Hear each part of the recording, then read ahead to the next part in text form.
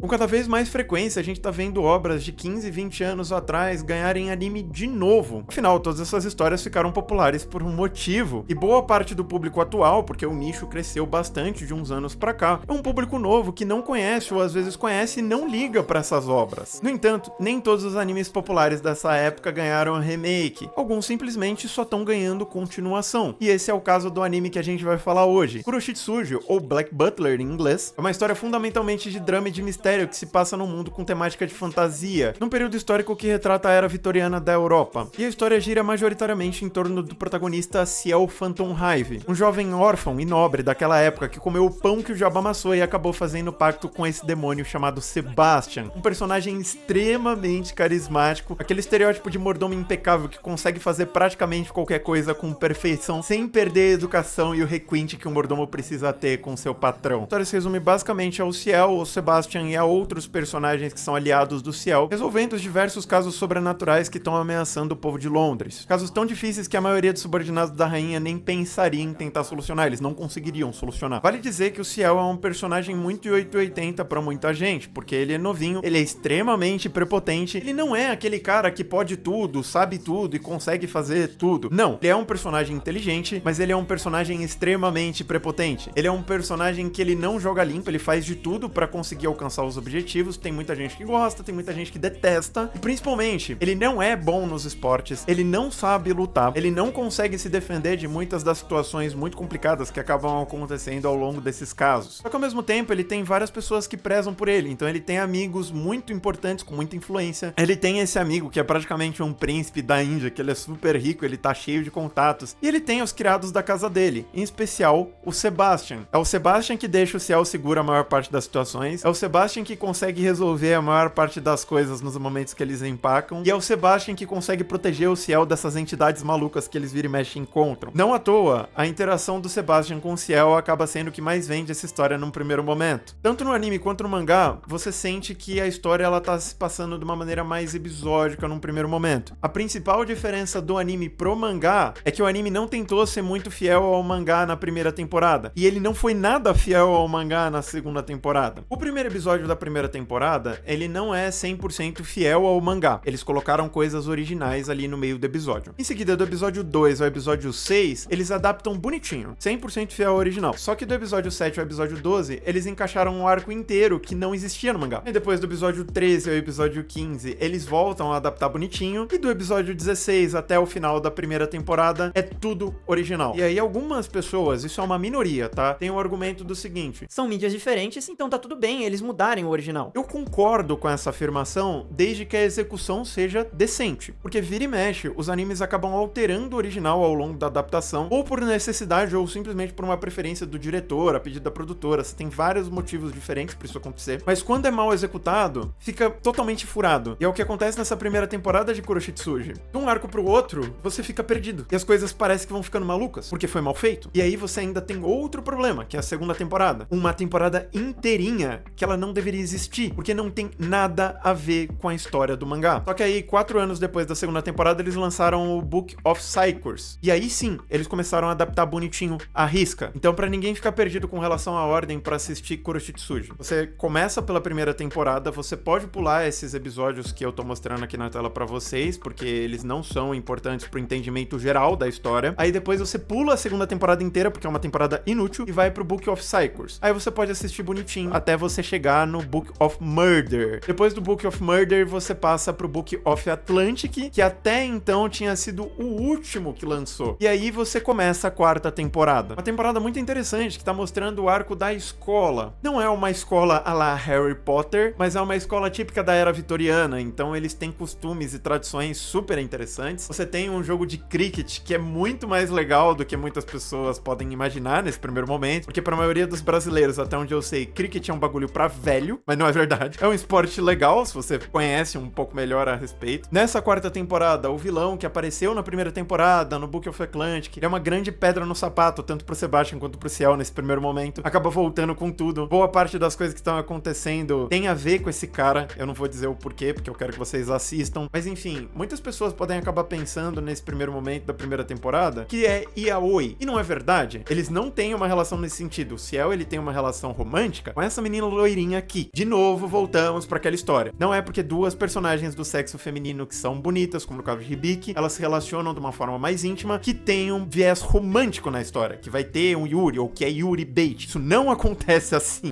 Do it! Just do it!